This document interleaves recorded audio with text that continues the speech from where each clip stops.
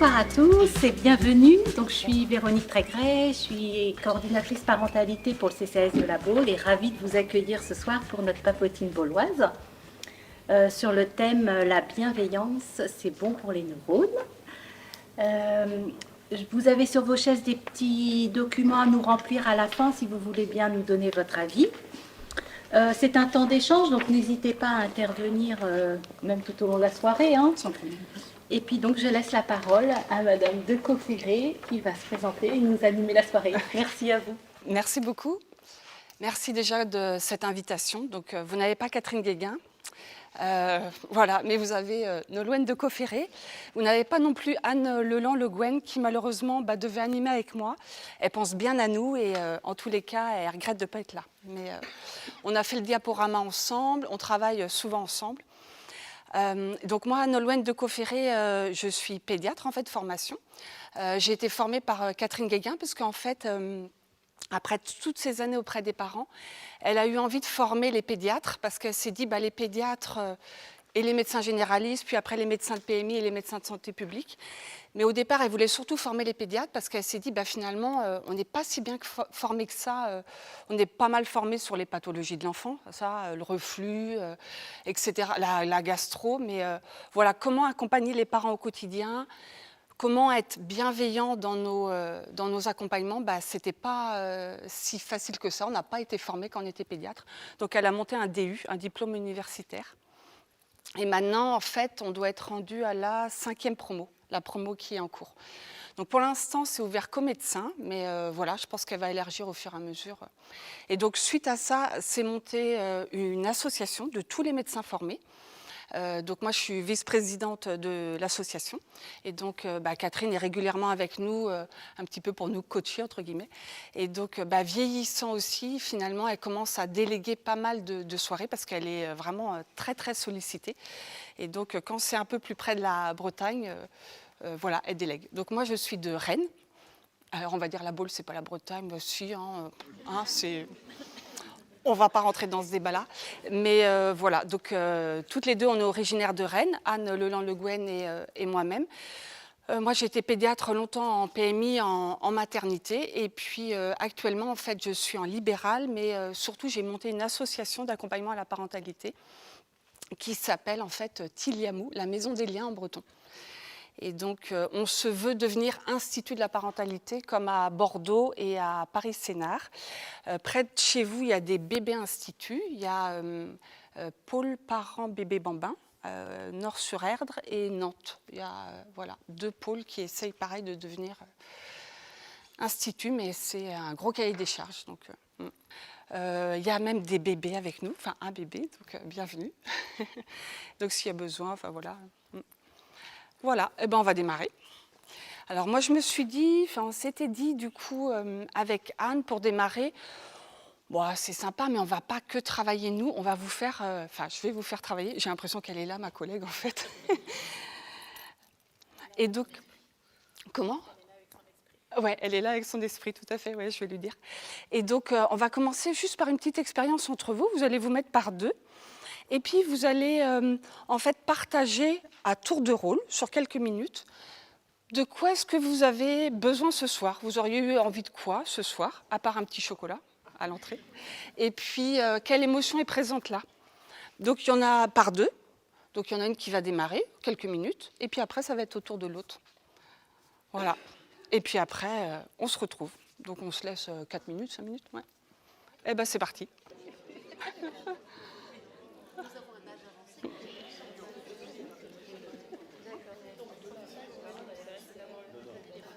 Voilà, on va reprendre du coup.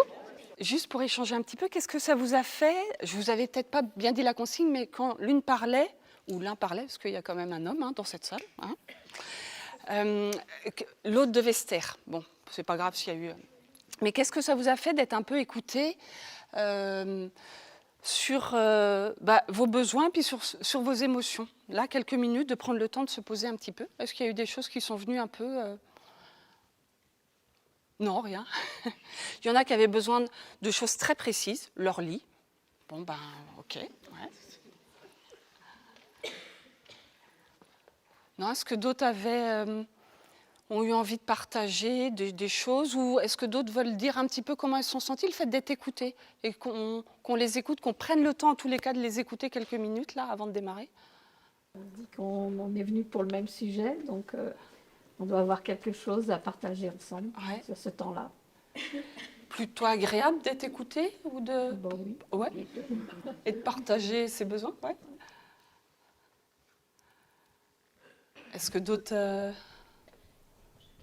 C'est vrai que c'est un temps qu'on n'a pas forcément dans notre journée de travail. Ouais. Moi, je suis assistante maternelle, donc je suis avec des tout petits. Ouais. Et on n'a pas trop de dialogue sur ce genre de choses. Non. Entre adultes, ouais, finalement, quand on retrouve notre conjoint le soir, mais c'est pas pareil. Ouais. Dans le rush du quotidien, on n'a pas souvent le temps d'échanger sur nos besoins. Ouais. Sur ses émotions non plus. Ouais. Bon, ça fait partie de la conversation. Ouais, tout à fait. Ouais, effectivement, on ne prend pas beaucoup ce temps-là, hein, sur nos journées un peu pressurisées, là. Ouais. Est-ce que d'autres veulent partager? C'est pas forcément agréable, hein, ça pouvait être désagréable aussi. Hein. Non. Ben, on va continuer. Donc du coup, on s'était dit, on va d'abord parler des émotions. Donc il y a déjà eu un temps papotine sur les émotions, mais pour parler bienveillance, on est obligé de passer par les émotions. Vous allez voir pourquoi. Parce que les émotions, pareil, on n'a pas l'habitude d'en parler. On n'est pas formé pour ça, aucun. Hein. Maintenant, dans les écoles, ça commence à venir, hein, la météo des émotions, etc., etc. Mais en tous les cas, on n'est pas du tout formé. Alors qu'en fait, les émotions, ça nous permet de mieux nous connaître, en fait. Quand on va dire tout haut ces émotions, ça va nous permettre déjà de se libérer. Et puis les émotions, elles expriment un signal. Elles sont pas là par hasard, en fait, les émotions. Elles expriment vraiment quelque chose. Je vais passer tout à l'heure une petite vidéo, mais en fait, la tristesse, elle est là pour quelque chose. La tristesse, elle permet en fait de libérer du cortisol. On a du cortisol dans les larmes, en fait, pour passer à autre chose, pour passer à une autre situation. La colère, pareil. La joie, pareil. Le dégoût. Et en fait, on n'en connaît pas beaucoup des émotions. On connaît un peu avec vice-versa, hein, le petit dessin animé. Mais finalement, il y en a beaucoup plus des émotions que ça. Mais comme on n'a jamais eu l'habitude de les exprimer, c'est pas évident pour nous, en fait, déjà de mettre un mot dessus. On va dire, on va déjà être en colère, on va dire, ah ouais, tiens, je crois que je suis en colère, mais on est déjà rendu là, quoi. Ouais, alors pour redescendre, on va passer un peu plus de temps, en fait, au niveau corporel. Et ça permet aussi de savoir vers quoi on veut aller, nos besoins, en fait, de mettre un mot sur l'émotion. On va revenir un petit peu dessus après. Exprimer ses émotions, donc on parle beaucoup, et Catherine Guéguen, elle parle beaucoup d'émotions agréables ou désagréables, mais pas négatives ou positives. Parce qu'on a tous besoin de tout ce panel d'émotions. Et sur une journée, on est traversé par plein d'émotions, en fait. Donc elles ne sont pas négatives ou positives, elles sont agréables ou désagréables. C'est vrai que d'être en colère, ce n'est pas très agréable, ça dépend avec qui, mais c'est quand même pas très agréable. Mais en tous les cas, si on arrive à les exprimer, ça nous permet d'avoir des relations le plus satisfaisantes possible, et c'est un peu ça le but, hein, on va revenir dessus, d'une relation. Et ça reflète vraiment en fait quelque chose de très profond, comme un iceberg. Je vais montrer après une image, mais c'est vraiment ça en fait. Les émotions, elles vont exprimer en général un besoin qui, si on passe par la colère ou la tristesse, un besoin qui n'est pas en fait satisfait. Et donc c'est pour ça qu'on peut partir en fait en cacahuète. Partager ces émotions agréables, oui, ça va permettre en fait de décupler les sensations qui sont agréables. Ça va permettre aussi de diminuer le stress, la fatigue. C'est montré en fait maintenant au niveau des neurosciences que de passer par le langage pour exprimer son émotion, ça va éviter en fait à toutes ces connexions-là de partir en live. Et ça va permettre après tout un tas de choses, notamment au niveau corporel, au niveau santé. Ça va augmenter les défenses immunitaires, ça va donner une meilleure santé mentale. Oui, parce que si on peut dire qu'on est triste, ça évite d'accumuler les choses puis d'aller vers trop d'anxiété. Ça permet aussi un meilleur fonctionnement intellectuel, ça favorise la résilience. Donc la résilience, c'est ce qui nous permet de réparer. Et puis ça améliore également les relations. On est moins jugeant, on est moins dogmatique en fait. Donc ça, c'est pour les émotions agréables, mais les émotions désagréables, c'est important aussi de les exprimer. Et ça, on n'a pas du tout appris à le faire. Hein. Comme je disais tout à l'heure, on dit déjà « Mais non, je ne suis pas du tout en colère !» ouais, corporellement, là, on est déjà un petit peu en colère, quoi. Juste d'arriver au stade d'avant, de dire déjà je suis en colère, bah, ça permet de larguer un petit peu ce cortisol pour ne pas arriver à trop de tension. Et ça, c'est important bah, dans nos familles, hein, avec nos enfants, avec nos conjoints. C'est important dans notre boulot. Moi, j'aurais rêvé de pouvoir dire à mes supérieurs, quand j'étais en études, bah là, non, là, ça ne va pas. Là, je suis en colère. En fait, ça ne va pas ce que vous me demandez de faire. Ouais, sauf qu'on n'a pas appris à faire ça. Et donc, du coup, on accumule. On met la soupape, là, puis quand ça pète très fort. Donc, exprimer, ça permet de désactiver l'amygdale, en fait, pour éviter d'aller dans le corporel et d'aller trop fort dans le corporel. Et donc, ma collègue n'est pas là, elle adore, en fait, tout ce qui est neuro, tout ça. Donc, à chaque fois, je lui laisse la partie. Mais comme elle n'est pas là, je vais passer plus vite sur cette partie-là. Enfin, c'est juste pour dire qu'il y a deux systèmes un petit peu qui sont actifs au moment des émotions. Il y a le système, en fait, neurovégétatif. Donc, lui, c'est celui-là qui permet de sécréter l'adrénaline, la noradrénaline. En fait, celui-là, il nous permet, en fait, de parer à l'action, quoi. On sent en danger, on sent quelque chose qui ne va pas. Et donc, hop, on sécrète des hormones pour...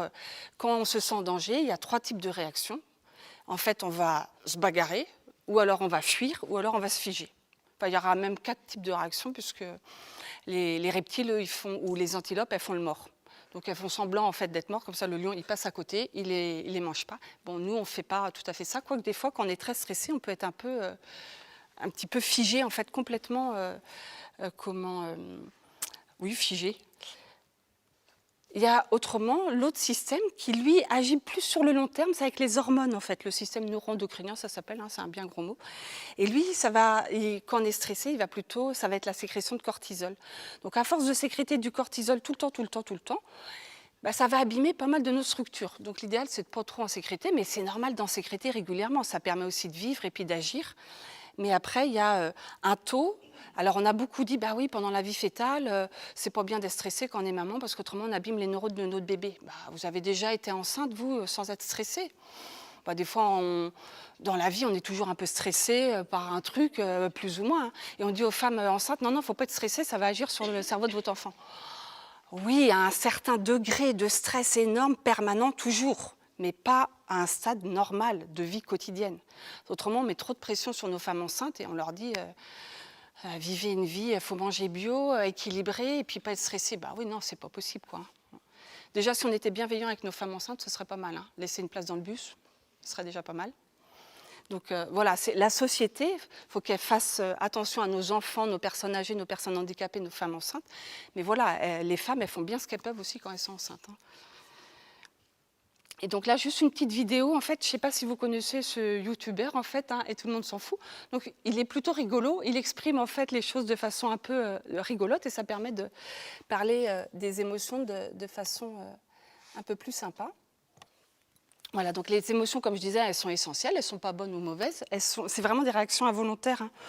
Une fois qu'on est triste, on est triste, oui, on n'a pas prévu d'être triste à 20h ce soir, quoi. Non, l'émotion, elle arrive, et puis elle nous submerge, en fait. Donc souvent il y a des signes physiques, ça donne vraiment, si on met un mot, on va mieux se connaître en fait, on va être capable de mieux voir un petit peu ce qui nous anime. Et donc si les émotions sont exprimées, si les émotions agréables sont exprimées, en général, quand on a une émotion agréable, c'est qu'en fait, nos besoins sont satisfaits. Quand on a une émotion désagréable, c'est comme je vous disais tout à l'heure, c'est qu'en général, nos besoins ne sont pas satisfaits. Et donc ça, on peut tout à fait le symboliser comme ça avec l'iceberg, en fait. Donc peut-être certaines ou certains ont déjà vu cette image-là. Tout en haut de l'iceberg, on a un comportement.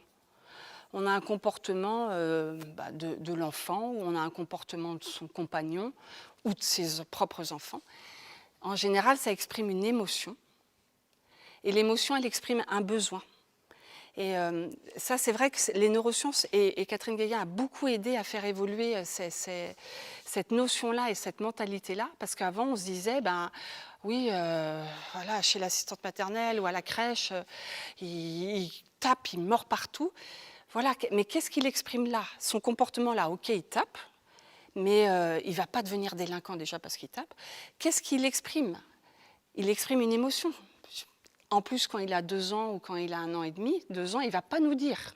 Il ne va pas nous dire « Ah ouais, je tape parce qu'en fait, je voulais un gâteau entier et celui que tu me donnes, il est cassé en 2 et ça m'énerve. » Il ne va pas dire ça, hein, celui qui a 2 ans. Non, il va se rouler par terre, il va partir en cacahuète. Et donc, du coup, oui, qu'est-ce qu'il avait comme besoin? Bon, il avait besoin de prendre un gâteau entier, ou il avait le besoin, je ne sais pas, moi, qu'on lui dise juste, qu'on se pose avec lui par terre et qu'on dise, bah voilà, celui-là, il est cassé, mais il n'y en a pas d'autre. Enfin, je ne sais pas quel besoin il avait. Mais en tous les cas, on ne peut pas dire qu'il est méchant parce qu'il tape. Non, en général, ça exprime vraiment un besoin qui n'est pas satisfait. Donc, il y a plusieurs choses pour exprimer un petit peu les émotions. Je vous ai amené différentes choses. Il y a des affiches, il y a la roue des émotions. La roue des émotions, pas mal peut-être la connaissent. En fait, ça permet de voir quelle émotion on a, quel comportement et quel besoin on a. Donc, on tourne comme ça, en fait, avec la petite réglette. Chez l'enfant petit, c'est compliqué, en fait, l'émotion. Ça, c'est trop compliqué. C'est trop complexe. Donc, on peut avoir d'autres choses, en fait. On peut passer par le visuel. Le visuel, ça aide beaucoup les enfants à exprimer des choses. C'est pas pour rien que je parle des émotions, hein, parce que j'ai une idée derrière la tête quand même de parler de bienveillance. Parce que si on accueille les émotions, c'est plus facile d'être bienveillant. Et donc, chez les petits, on peut faire des marionnettes, en fait. Ouais, la marionnette de la colère. T'es en colère? Non, je suis pas en colère, je suis triste. Ah, bah déjà, c'est pas mal. Il commence à mettre un mot. Donc déjà, ça va être plus facile après pour lui. C'est pas la peine d'en acheter des marionnettes, il faut les fabriquer, hein. Donc ça, c'est mon fils qui a fabriqué. Il est ado. Je ne sais pas trop ce qu'il a voulu me dire. Bon, on va dire qu'il est neutre, hein. Mais en tous les cas, si on fabrique avec l'enfant, ça lui permet lui aussi de s'approprier l'outil et ça peut l'aider. Déjà, on met un mot sur l'émotion. OK. Donc là, tu étais en colère. Il y a des petits outils comme ça, après, des petites choses vraiment toutes simples, mais on peut fabriquer pareil. Donc là, on met juste un mot. Bon, j'ai l'impression, moi, que tu étais plutôt un petit peu, que tu avais peur quand le chien il a aboyé derrière la porte. Ouais, c'était ça. Ah, OK. Là, on met un mot. D'accord. Après, il va quand même partir en cacahuète, hein. Il ne va pas vous dire pourquoi il avait peur. Peut-être vous allez trouver, mais peut-être vous n'allez pas trouver. Donc après, on essaye juste de trouver des choses pour apaiser son corporel, parce que quand il part, l'enfant en colère, ou j'ai toujours envie de dire le conjoint, je ne sais pas pourquoi, quand son conjoint il part en colère, ouais, ça arrive, hein. Non, ça vous arrive jamais, vous, d'être en colère? Ouais, d'accord. Bah, des fois, il ne sait pas non plus pourquoi il est en colère. Et il a passé une sale journée au boulot. Sauf que le temps qu'il réalise qu'en fait, il s'est engueulé avec son patron, il ne va pas vous le dire comme ça. Vous allez vous disputer parce que les poubelles ne sont pas sorties. Bah, mais ce n'est pas ça le problème. C'est qu'il a passé une sale journée, sauf qu'il n'arrive pas à mettre un mot tout de suite dessus. Donc là, on peut dire, bah, j'ai l'impression que là, tu es un petit peu en colère de ta journée, ou c'était dur, c'était fatigant, ouais, OK. Et après, comment on peut faire pour apaiser le corporel? On peut malaxer des pâtes à modeler. Ça aide certains.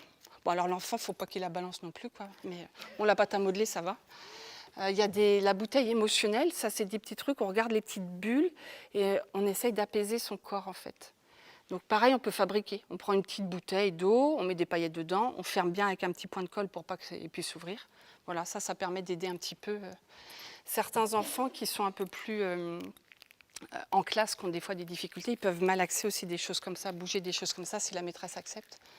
Donc ça permet aussi d'apaiser le corporel. Voilà, ou des choses comme ça qu'on peut aussi malaxer. Donc là, ça permet déjà en fait d'apaiser le corporel. Et puis après, quand on est un peu plus grand, on va peut-être mettre un mot sur ses besoins ou pas. Les besoins, je ne sais pas si vous savez, mais il y en a 240 besoins. Ouais. Globalement, on en connaît, je ne sais pas, 10, 20, 30, 50. 240, c'est énorme. On a le besoin de sécurité, on a le besoin de reconnaissance, on a le besoin d'amour, de partage. Il y a plein de besoins. Et donc, être connecté avec ses émotions, oui, c'est primordial parce qu'en fait, ça permet, pour notre vie affective, déjà, c'est plus facile hein, si on arrive à exprimer ses émotions. Si on est indifférent, en fait, aux personnes qui nous entourent, on ne peut pas les aimer. Pareil au niveau du travail, en fait. Pour notre travail, si on est indifférent à ce que nous faisons au travail, on ne va pas être tellement motivé, on ne va pas tellement être volontaire, en fait. On ne va pas être enthousiaste au boulot. Au niveau du sens éthique et moral, oui, si on ne met pas un mot sur des choses qu'on ressent ou si on ne voit pas la difficulté, les émotions de l'autre, on ne va pas pouvoir l'accueillir. On va plutôt être du coup jugeant, maltraitant, etc. Pareil pour prendre des décisions. Oui, c'est bien plus facile en fait de prendre des décisions parce que si tout nous est égal, si on n'a pas de sentiments, pas d'émotions, on va pas pouvoir prendre facilement des décisions en fait. Donc ça nous permet déjà de mettre un mot et puis d'arriver à des relations pas idéales mais des relations meilleures quand même entre nous. D'ailleurs, une relation idéale, ce serait quoi pour vous? On s'écoute. On s'écoute, ouais. Ouais, comme tout à l'heure, ouais. Ou pas, je sais pas, j'ai pas été dans chaque groupe, ouais. Le respect. Le respect, ouais, ouais. La bienveillance. La bienveillance, ouais, ouais. Ouais. L'écoute. L'écoute, ouais, ouais. Le dialogue, les échanges, Ouais, la communication, ouais. La tolérance. Tolérance, ouais. Le partage des valeurs. Partage des valeurs. Avoir du temps, prendre le temps. Prendre le temps, ouais, ouais. Ouais. Tout ce qu'on fait tous les jours, là, avec la société actuelle, hein, ouais. Les relations sont vraiment malmenées, hein, vraiment, les relations entre personnes interpersonnelles. Hein. Il y a eu la crise Covid, ouais, certes. Les écrans, hein, c'est un vrai fléau pour les relations entre les gens, ouais. Ouais. Quand vous dites bonjour à la boulangerie, tout le monde vous répond. Hein. Ah, bonjour.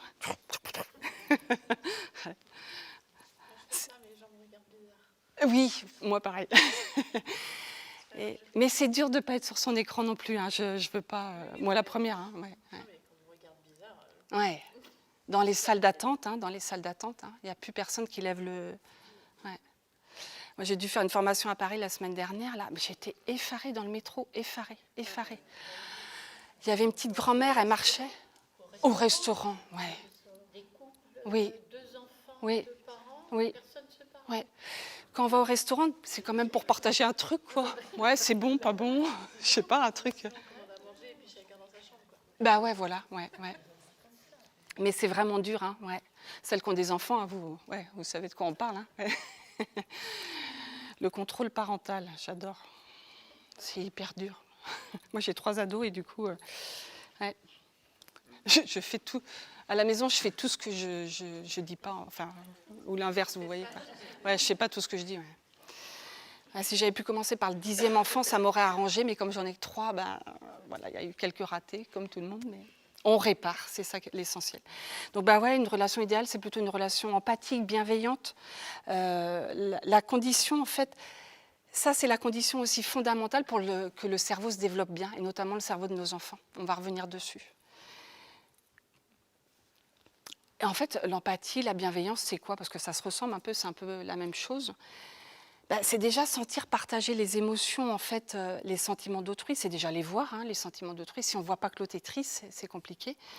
Mais par contre, c'est pas être non plus. Il y a un petit schéma là où en fait, on n'est pas dans le fond du trou avec la personne, mais on lui met juste l'échelle pour qu'il puisse sortir du trou.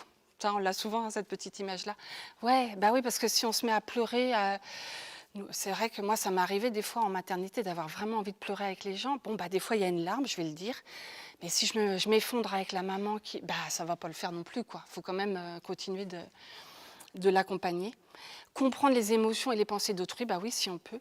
Et puis, ça permet d'aller après vers l'autre pour inciter à avoir envie de prendre soin de lui, en tous les cas, à aller vers lui.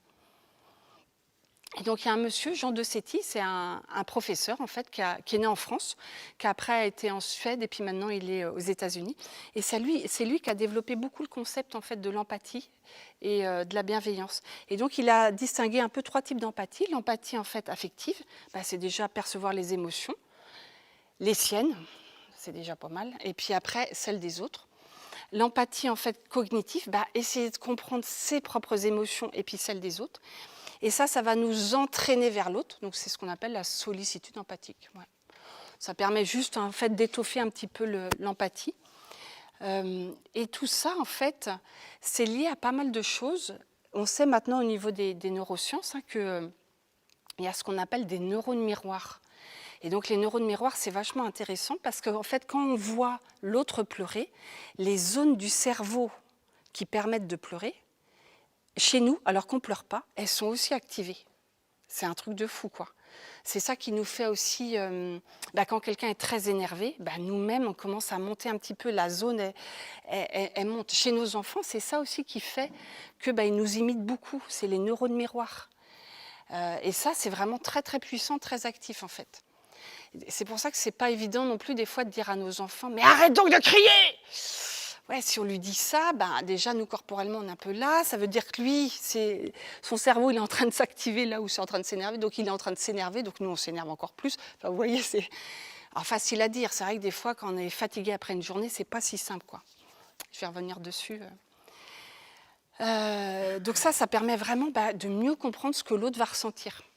C'est vraiment assez intéressant comme système, ces neurones miroirs. Et donc, l'empathie, ça a vraiment un rôle central. Empathie, bienveillance, on pourrait nommer un peu la même chose. C'est vraiment au cœur, en fait, des relations. On est empathique, on n'est pas méchant, on n'est pas violent. C'est au fur et à mesure, avec les rencontres, les relations, etc., qu'on va pouvoir développer des choses négatives. Mais tout ça, c'est vraiment indissociable. L'empathie, les émotions, l'attachement. Mais pour être empathique, oui, il faut déjà se comprendre soi-même, comprendre ses émotions, puis comprendre celles des autres, comme je l'ai répété. Et voilà. La bienveillance, qu'est-ce que c'est ? C'est un peu la même chose, en fait. La bienveillance, c'est porter sur autrui, en fait, un regard compréhensif, sans jugement, aimant, en souhaitant qu'il se sente bien et en y veillant. C'est être empathique. Et j'aime bien cette citation, en fait, de Gandhi. Oui, si jamais on pratique œil pour œil, dent pour dent, le monde entier sera bientôt aveugle et édenté. Ouais, et c'est vrai que là, c'est vraiment dur de rester bienveillant. On parlait du restaurant ou du métro. C'est pas facile de rester bienveillant quand on est comme ça. Moi, je me suis dit, les Parisiens, comment ils sont bienveillants ? C'est pas possible, quoi. Dans le métro, là, à Gare du Nord, je me suis dit, mais ça va dans tous les sens, quoi. Il y avait un petit papier avec une trachéotomie. Personne ne faisait attention à lui, quoi. Je me dis, les gens, tous les jours, ils voient des choses comme ça. Comment ils peuvent rester après, faire attention au bien-être de l'autre, alors que dans le métro, ils passent devant les gens, quoi. Après, je réfléchissais comment transformer Paris et enlever le métro, mais en fait, c'est pas possible non plus, quoi. Donc, il y a eu des expériences sociales en pleine rue où on simule quelqu'un qui tombe, quelqu'un qui... Et quand on voit la réaction des gens, on se dit, c'est pas possible. Les gens passent devant en regardant, limite en s'écartant. Mais arrêtez-vous, quoi. Et on voit comme les villes, en fait, je vais revenir dessus, mais c'est même montré maintenant que la nature, remettre de la nature, va permettre aussi d'aller vers plus d'empathie et plus de bienveillance. Donc, oui. Dans les écoles, ouais. Là où on a tout goudronné, en fait, et c'est assez aberrant d'avoir goudronné. Il y a eu des expériences, Céline Alvarez, vous avez peut-être entendu, c'était à Gennevilliers, et du coup, elle a montré que simplement de mettre des plantes déjà dans l'environnement, dans la classe, de se mettre à hauteur aussi des enfants, de leur dire bonjour, ça permettait de réduire, en fait, les violences dans la classe, et puis avoir un climat plus bienveillant, plus serein. Ouais. Dans les bureaux. Oui, tout à fait. Ouais. Dans les prisons, ouais. Comment ? Mettons des plantes vertes. Alors, dans le métro parisien, je ne sais pas trop comment on va faire. On va trouver une solution. Ouais. Alors, est-ce qu'on peut devenir plus empathique ? Oui, déjà, on peut devenir plus empathique. Si nous-mêmes, on reçoit de l'empathie, si nous-mêmes, déjà, on est empathique avec soi-même, si on fait de l'auto-empathie, on appelle ça, on va revenir un petit peu dessus, on a besoin, en fait, d'en recevoir. Et plus, en fait, on est stressé, plus, en fait, on reçoit des mots négatifs, plus ça contribue, en fait, au stress et au corporel qui est vraiment très tendu. Donc là, je vous propose à nouveau un petit exercice, à deux encore, 1 minute d'auto-empathie. Est-ce que du coup, il y a une situation auquel vous pensez, où vous avez été très fier de vous, et vous avez envie de la partager à votre binôme, avec un enfant, votre enfant ou un autre enfant ou un enfant que vous gardez. Qu'est-ce qui s'est passé ? Qu'est-ce que vous avez fait et pour que ça se passe bien ? Et c'était quoi vos compétences à ce moment-là ? Quelques minutes, chacun. Il ne faut pas que j'oublie, monsieur. Donc si vous voulez partager, simplement de se dire, là j'ai été top parce que là je ne me suis pas énervée. Puis en plus je suis une super cuisinière. Alors, non, enfin j'en sais rien moi. Et d'habitude je m'énerve tout le temps, puis là... Ouais. On va reprendre du coup ? Vous n'êtes pas obligé de partager. Si vous avez envie, vous pouvez, mais... Voilà, déjà d'avoir partagé entre vous. Ça fait pas mal de bien, non, de voir le positif. J'entendais qu'il y en a qui ne trouvaient pas. Mais il y a toujours un petit confetti positif dans une journée. Vous avez simplement dit bonjour à l'enfant que vous gardez et il a fait un grand sourire. Vous êtes mis à sa hauteur et vous avez pris le temps de lui dire bonjour. Rien que ça, c'est un confetti positif, là. Vous avez fait preuve vous avez pris le temps. Alors vous aviez passé une nuit de crotte avec votre enfant qui vous a réveillé, j'en sais rien. Enfin, vous voyez, malgré la fatigue, vous avez pris le temps au boulot. Ouais. Vous avez laissé passer quelqu'un au passage piéton. Et il vous a souri, il vous a fait ça. Et ça, c'est super chouette. Hein, ouais. Ça, c'est un confetti positif. Nous, on appelle ça dans les instituts de parentalité. Et donc, quand on voit déjà un confetti positif, c'est comme les grains de café sur la plage. Il y a un filon en général. On en trouve un, puis hop, après on en trouve un autre. Ah, moi aussi, je fais la collection. Et il y en a ici. On n'a pas dit votre coin, donc c'est bon. Mais des fois, il faut se mettre à hauteur, il faut s'asseoir sur la plage pour trouver le premier grain de café et après en trouver d'autres, en fait. C'est pas si facile de trouver du positif chez soi, chez l'autre, et de déjà se congratuler et dire super, là, aujourd'hui, génial. Hein, ouais. Déjà parce qu'on n'a pas tellement été éduqués comme ça. À l'école, on trouve plutôt le négatif, donc c'est pas facile après de trouver le positif dans les situations. Et donc plus on se critique, plus en fait on a tendance à s'auto-flageller. En plus, quand on est professionnel de l'enfance, on a tendance à pas mal s'auto-flageller. Ah ouais, si l'enfant il réagit comme ça, c'est parce que j'ai fait ça. Ou nous, les médecins, je dis pas, enfin pas tous, mais ah ouais, là j'ai dit ça, puis il n'a pas respecté ma prescription, c'est sûrement que je suis nulle, j'aurais dû faire ça, puis ça. Enfin voilà, on est les premiers Alors que si jamais on trouve déjà un petit truc positif, ça permet déjà d'aller de l'avant. Et puis, je ne dis pas qu'il faut trouver que des trucs positifs, hein, parce que des fois, il n'y en a pas. Mais en tous les cas, l'empathie, ouais, ça commence par soi-même. C'est l'auto-empathie, en fait. C'est l'auto-bienveillance. Ça, c'est le girafe et chacal. Donc, ça fait partie un peu de la communication non violente, la communication bienveillante. Et donc, si on est toujours en train de s'auto-flageller, de dire je mérite bien ce qui m'arrive, on a tendance à s'enfoncer. Et puis ça, c'est montré maintenant, on a tendance aussi à sécréter des hormones du stress. Et c'est un vrai cercle vicieux en fait. Alors que si, ok, je me sens triste, mais du coup, qu'est-ce que je pourrais faire pour agir? Qu'est-ce que je pourrais faire pour trouver un petit confetti positif dans ma vie. Là, déjà, on commence à sécréter des hormones de l'empathie. Et c'est un cercle vertueux, en fait, pour aller vers plus de bienveillance avec soi-même puis avec les autres. L'empathie et la bienveillance, Catherine Guéguen répète toujours ça, c'est pas du laxisme, c'est pas laisser tout faire, notamment aux enfants que vous gardez ou à nos propres enfants. Non, c'est vraiment... c'est apprendre à dire non, hein, c'est apprendre à mettre un cadre, c'est protéger l'enfant. On va revenir dessus avec une autre théorie. C'est aussi respecter l'enfant, se mettre à sa hauteur, nommer ses émotions, et puis se respecter soi-même. Oui, s'il y a des choses que l'enfant fait qui ne vous respectent pas, non.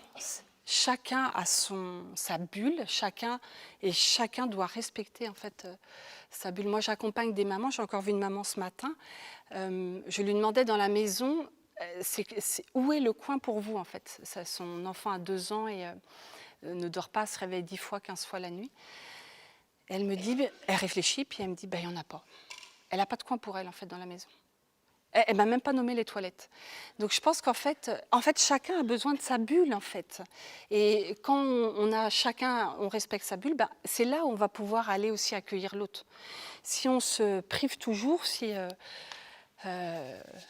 reviens encore sur les soignants, mais quand je fais des formations aux sages-femmes ou aux puéricultrices, je leur demande quand est-ce qu'elles font pipi. Ou les puéricultrices de PMI. Elles me disent matin et à 18h. Besoin, normalement, c'est 3-4 fois par jour. Hein. Après, pour son périnée, quand on va être vieille. Non, mais ça veut dire qu'en fait, on met vraiment ses besoins primaires de côté, quoi. Le besoin de manger, le besoin de... Et là, on ne peut pas être bienveillant avec les autres, on ne peut pas aller vers les autres si soi-même, on n'est pas bienveillant sur ses besoins primaires, déjà. Hein. Donc, on les met de côté, puis après, ça, on sait aussi que si on ne respecte pas les besoins primaires de l'enfant, quand il a envie de faire pipi, l'enfant, ou quand il a faim, il est comment? Ouais. Ouais, désagréable, ouais. Agité, ouais. Et l'adulte, c'est un peu pareil. Hein. Bon, il est adulte. Donc... Ah ouais, voilà, mais jusqu'à un certain stade. Et après, cocotte minute, exactement. Ouais. Pas si simple, hein. Et donc, comme je disais, bah ouais, les besoins, il y en a 240, sans parler de manger, faire pipi, etc. 240 besoins. Donc, c'est vraiment énorme, en fait. Là, j'ai mis une affiche avec les besoins, mais il y en a quelques-uns. Mais il y a un jeu de cartes sur apprenti girafe, là. Là, il y en a 240, là. Donc, vous voyez un peu le nombre de choses qu'il y a. Le besoin de chaleur, ouais, bah ouais. Le besoin de sens, d'appartenance. Il y en a plein, en fait. Beaucoup de vocabulaire, du coup, à développer. Donc, recevoir de l'empathie et de la bienveillance, bah ouais, ça permet de connaître ses émotions, de reconnaître leurs expressions. Ça calme l'amygdale. L'amygdale, c'est un truc qui est au milieu, là. Ça donne du bien-être.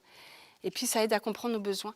Et donc, tout ça, maintenant, c'est résumé dans le terme les compétences psychosociales. Peut-être vous en avez entendu parler. Parce que les compétences psychosociales, ou psycho-émotionnelles, ou psychosocio-émotionnelles, en fait, c'est ce qui va permettre... alors, il y a 3 types, en fait. Il y a les compétences émotionnelles. C'est déjà de savoir identifier ses émotions, les comprendre, les exprimer de façon adaptée, et puis les réguler et savoir gérer son stress. Les compétences cognitives, c'est savoir résoudre les problèmes, s'auto-évaluer positivement et être attentif. Et les compétences sociales, c'est communiquer de façon positive. Donc, on retrouve la bienveillance et l'empathie. C'est développer des relations positives, s'affirmer et résister à la pression sociale. Ça, c'est obligatoire que chaque professionnel qui s'occupe d'enfants soit formé depuis 15 jours. Donc c'est M. Attal, en fait, le ministre de l'Éducation nationale, qui a dit il y a une semaine ou 15 jours, tout professionnel qui s'occupe de l'enfant devra être formé sur les compétences psychosociales, psycho-émotionnelles. Agnès Buzyn l'avait déjà dit en 2018, c'était une feuille de route, ça commençait on commençait à en entendre parler, il y avait des programmes qui se développaient, alors beaucoup en Loire-Atlantique dans les écoles. Il y a le programme Unplug, il y a beaucoup de programmes. Mais là, M. Attal, il a redit que c'était obligatoire pour chaque professionnel, notamment ceux qui s'occupent des tout-petits. Ça devient aussi obligatoire pour les parents et pour les enfants. Donc on en est au tout début, hein, parce que du coup, donc ça va être développé par Santé publique France avec Madame Lamblois. Donc on en est vraiment au balbutiement, parce qu'après c'est un déploiement énorme. Mais ça veut bien dire qu'on va commencer de plus en plus, et comme je vous disais, dans les écoles, là, ils commencent à en parler de plus en plus, d'avoir des choses comme ça. Les marionnettes, la roue des émotions, la météo des émotions, etc. etc. Donc nous qui n'avons pas été formés quand on était jeunes, c'est hyper compliqué pour nous, parce que ça nous oblige à beaucoup de travail personnel presque, hein, parce que mettre un mot sur ses émotions, je ne sais pas vous, mais moi, ce n'est pas très simple en fait, chez moi. Donc quand on va avoir des enfants jeunes qui vont commencer à nous dire « Mais non, là, je ne suis pas du tout ça, là, c'est parce que là, je suis en colère. » Ah oui, d'accord, mais nous-mêmes, on ne saura même pas trop comment on est. Donc, mais c'est bien, ça va nous faire aussi travailler. Ouais. Mais voilà, bon, faut le temps que ça prenne un petit peu, mais la Loire-Atlantique est un des départements les plus, une des régions les plus actives en fait, hein, sur le développement de ces compétences. Donc vous allez peut-être en entendre parler de plus en plus. Donc les neurosciences, en fait, j'en ai déjà un petit peu parlé, ça étudie un petit peu le cerveau et ça nous montre, on va parler un petit peu du cerveau de l'enfant. Comment il se développe aussi le cerveau de l'enfant. Je ne sais pas si vous savez, mais ça se développe vraiment doucement les premières années. Hein. Donc les neurosciences, c'est tout ce qui nous permet en fait d'apprendre les mécanismes des émotions, d'apprendre les mécanismes en fait des sentiments, des capacités de relation entre les gens. Et donc les neurosciences, ça nous montre en fait qu'il y a plusieurs cerveaux chez l'enfant. Peut-être vous en avez déjà entendu parler. Alors, le cerveau, c'est hyper compliqué, hein. Il n'y en a pas que 3, c'est schématique, évidemment. Il y a des critiques, des fois, sur ces 3 cerveaux. Ben oui, évidemment, c'est plus compliqué, mais c'est pour essayer de mieux comprendre. Donc, il y a le cerveau reptilien ou archaïque. Celui-là, là, il est derrière. Celui-là, il est actif dès la naissance. Il nous permet de respirer, il nous permet de faire battre le cœur, et puis il nous permet de réagir en cas de danger, comme je disais. Hein. On se fige, ou alors on fuit, ou alors on attaque. Après, il y a le cerveau des émotions. Donc celui-là, il est actif aussi dès la naissance. Et puis, il mûrit. Il est très, très actif vers 2-3 ans. Vous voyez ce que je veux dire? Les tempêtes émotionnelles, le terrible tout. Et il commence à être plus mature vers 6 ans, 7 ans, l'âge de raison. Donc, il met vraiment du temps. Et le gros cerveau là-haut, là, celui où il y a les lobes et puis toutes les connexions neuronales, là, le néocortex, avec notamment un qui est très actif ici, là, devant, celui-là, il est mature à 25 ans. Donc on a de la marge. Normalement, il est mature à 25. Hein. Peut-être chez certains adultes, il n'est pas encore mature, tout à fait. Mais, donc c'est pour ça qu'en fait, quand on dit à un enfant, mais dans 3 dodos, tu vas chez l'assistante maternelle. 3 dodos, à 2 ans, ça ne lui parle pas du tout, 3 dodos. Parce que 3 dodos, c'est déjà le cerveau du dessus. Hein. Donc oui, c'est en train de mûrir au fur et à mesure. Mais du coup, il a besoin de passer par d'autres canaux que la voix, en fait. Parce que lui, il ne se projette pas encore très très loin, l'enfant de 2-3 ans. Et donc on peut avoir des petits calendriers comme ça, avec des petits trains pour dire tu vas chez l'assistante maternelle, je ne sais pas comment l'enfant l'appelle, peu importe. Là, quand c'est le petit train rouge, là, de couleur rouge, déjà de passer par un petit canal visuel, ça l'aide en fait, l'enfant, et ça évite qu'il monte trop haut dans les tours parce qu'il ne sait pas trop à quoi s'attendre.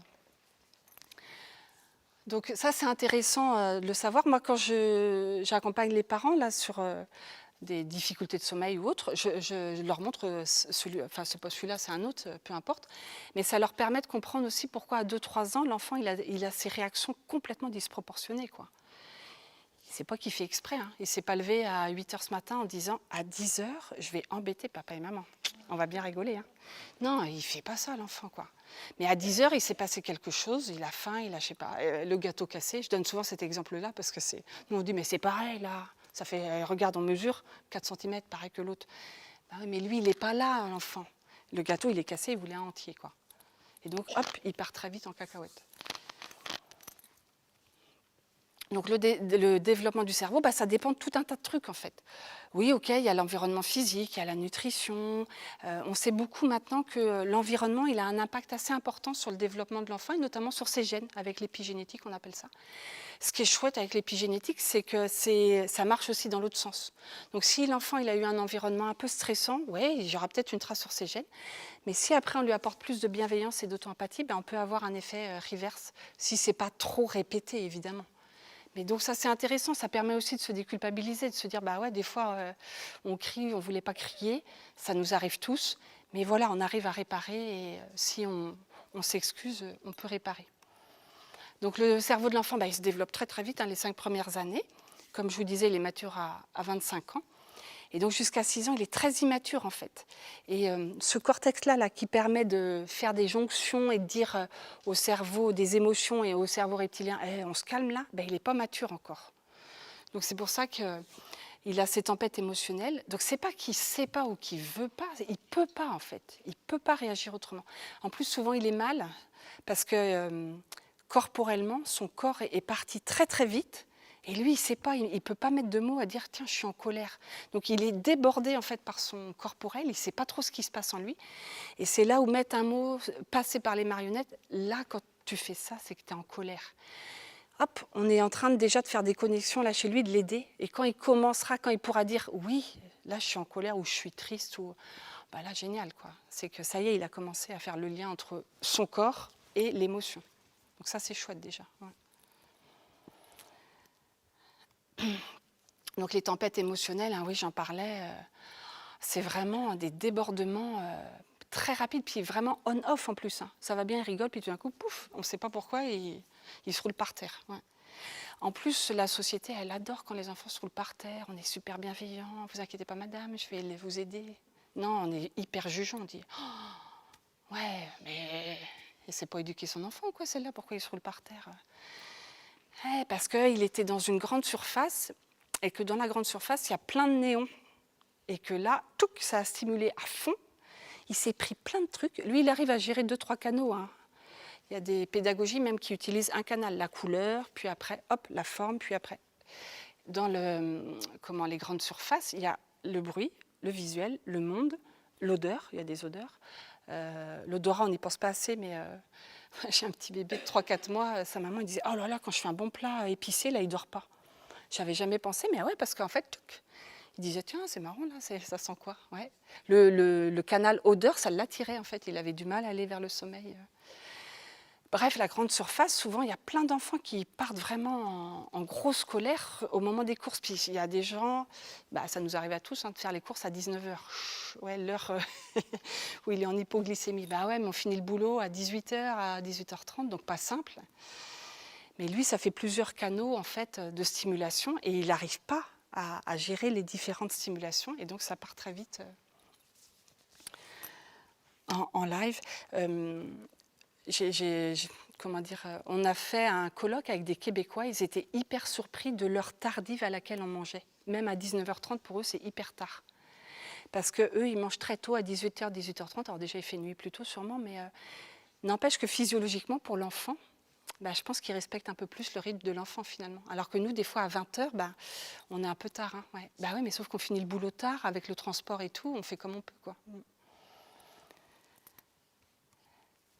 Et donc l'enfant qui va exprimer ses émotions, oui, ça va permettre déjà de calmer son amygdale, alors que quand il n'a pas pu exprimer ses émotions, il y a un petit film en fait qui a été fait par l'OVEO, l'Observatoire de la violence éducative ordinaire, qui est très poignant parce qu'on voit un grand-père qui ressasse en fait une phrase que lui disaient ses parents.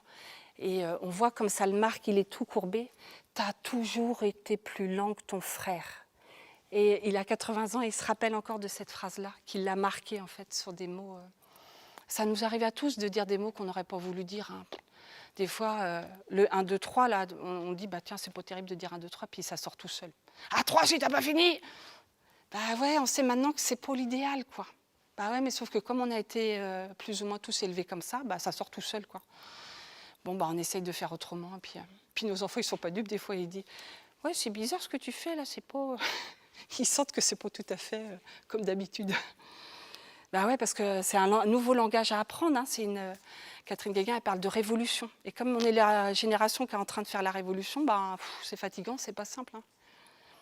Et puis nos parents, ils ont fait ce qu'ils pouvaient, parce qu'on leur a dit des choses. Nous, les pédiatres, les médecins, on disait à l'époque, c'était comme ça. On sait maintenant qu'on peut faire différemment. Donc on essaye de changer les choses, mais ça prend du temps. Puis c'est pas facile pour nous de changer, de faire autrement quand on a été éduqué d'une certaine façon. On est souvent jugé aussi par nos parents. Ouais, parce que c'est pas facile pour eux de voir qu'il y a une autre façon de faire. Ça bouscule, ça remet en question ce qu'ils ont fait. Ouais. Mais en fait, les parents, les grands-parents, ils aimaient leurs enfants, ils ont fait le mieux possible, le mieux qu'ils pouvaient avec ce qu'on leur disait à l'époque. Il n'y avait pas toutes ces choses qu'on connaissait un peu sur le cerveau de l'enfant, donc... On disait de laisser pleurer les enfants pour qu'ils fassent leurs poumons. Hein. On disait donner du jus d'orange pour la nuit quand les enfants se réveillaient. Mais c'est nous, le corps médical, qui avons dit tout ça. La farine, mais oui. Et moi, du coup, c'est filmé. Alors tant pis, ça va passer. Moi, ma belle-mère, elle donnait en fait du Terralène en fait pour que ces enfants dorment le soir. Le Terralène, c'est interdit maintenant. Et à l'époque, c'était en fait son beau-père, qui était phytothérapeute, qui lui disait ça. Vous voyez, en fait, c'était des choses qui se disaient, en fait. C'est sûr que du coup, il dormait bien, puis en voiture, c'était plus calme. Hein. Mais on sait maintenant, non, on ne donne plus, en fait, c'est pas autorisé. Ouais. Un petit peu, pour qu'il dorme. Ça se prescrit même plus. Ouais. Mon mari, il va bien, en fait. Hein. Qu'est-ce que je disais ouais. Donc, nous-mêmes, si on pense à un souvenir, là, sans prendre le temps, mais un souvenir qui nous a marqué, des fois, ça remonte à très loin, quelque chose qui a pu nous être dit, et on s'en rappelle encore. On se rappelle même du lieu, on se rappelle qui. Ouais. Moi, j'ai un souvenir au lycée, en fait, et je me rappelle du nom du garçon, Wilfried, qui m'avait dit quelque chose de pas gentil du tout. Et en fait, de temps en temps, ça ressort. Vous voyez un peu comme les mots, ils peuvent avoir un poids important. Ouais. Et puis finalement, quand on a ce mot-là, quand on a eu ce mot-là, c'était quoi un peu l'émotion qui était là? Et on s'est senti comment? Pas forcément très bien. Hein. On aurait eu besoin peut-être d'autres choses, en fait, à ce moment-là. Ouais, chacun est en train de repenser à une situation, peut-être. Hein. Vous n'êtes pas obligé de partager. Donc la maltraitance émotionnelle, c'est ça, en fait. C'est vraiment les comportements qui vont rabaisser l'enfant, en fait, qui vont le critiquer, le punir, lui faire honte, lui faire peur. On sait maintenant que ce n'est pas approprié. Et alors les formules toutes faites, oui, t'es pas gentil, t'es méchant, c'est pas bien. C'est pas l'idéal en fait. Il faut plutôt dire, non, ici, on ne mord pas. Alors dans la société, on ne tape pas. Bon, c'est pas simple parce que comme il y a quand même beaucoup de violence, bon, ici, dans ce lieu-là, on ne tape pas. À l'école ou chez l'assistante maternelle, on ne tape pas. Dans la famille, on ne tape pas. Voilà, un mot tout simple, pas une longue phrase. On peut distinguer aussi le comportement de l'enfant. Parce que dire en fait, t'es pas gentil, t'es méchant, c'est pas lui, c'est son comportement là qui n'est pas adapté. Donc on peut distinguer aussi, il y a des choses... ce comportement-là, c'est un comportement caillou. Là, alors caillou, il faut éviter avec les enfants, il ne faut pas qu'ils vous le lancent, ou on trouve autre chose, un truc... Mais ce comportement-là, non, il n'est pas adapté, il est caillou. Celui-là, il est fleur, ça va, c'est OK. Ouais. Mais celui-là, j'en veux pas, il est caillou. Donc on distingue vraiment en fait l'enfant de son comportement. Ça permet que lui, il n'imprègne pas des choses dans son corps à dire ouais, je vaux rien, parce que de toute façon, à chaque fois que je fais ça, on dit que je suis nulle. Puis hop, ça baisse l'estime de soi. Donc ça, j'en ai déjà parlé. Les brusques sautes d'humeur, il y a un truc là au milieu qui s'appelle le corps calleux qui fait la jonction entre les deux cerveaux. Et celui-là, il n'est pas encore mûr. Donc l'enfant, il passe vite du rire et puis aux larmes ou aux colères. Il passe vite de l'un à l'autre. Oui, comme on disait tout à l'heure, oui, mais il y a des enfants qui mordent. Qu'est-ce qui se passe quand ils mordent? Comment il se sent l'enfant à ce moment-là? Et regardez à quel moment il mord. Tiens, c'est juste avant de manger. Ah ouais, ok. Alors est-ce que la faim, ça augmente un peu son comportement? Ouais, à voir. Peut-être que du coup, il faudra décaler l'heure du repas, on ne sait jamais. Et un des besoins principaux de l'enfant, c'est le besoin de sécurité. Donc avant de manger, avant de dormir, il a le besoin de se sentir en sécurité. Il y a des enfants qui vont être très violents, par exemple, à la crèche, parce que à chaque fois, c'est au moment juste avant un repas, parce que du coup, il y a beaucoup de monde et il n'y a pas vraiment un adulte en fait, qui est présent à ce moment-là. Donc lui, il ne sait pas trop l'enfant où aller. Certains, ça va aller. Mais s'il y a un petit moment de flottement, certains peuvent se sentir un peu insécurisés et c'est là où ils vont être agressifs. On parle souvent de phare dans les crèches. S'il y a un adulte, en fait, là, ça permet de voir. Et l'adulte, il faut qu'il soit visible parce qu'autrement, l'enfant ne peut pas le voir dans l'environnement, le repérer. Ouais. Il y a aussi ce besoin de sécurité. Je pense à certains enfants aussi qui...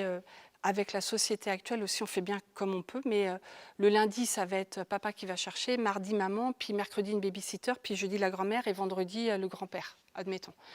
Oui, parce que c'est galère de trouver quelqu'un, on ne trouve pas, en fait. Lui, il ne sait jamais trop qui vient le chercher, donc toute la journée, il est un peu flottant.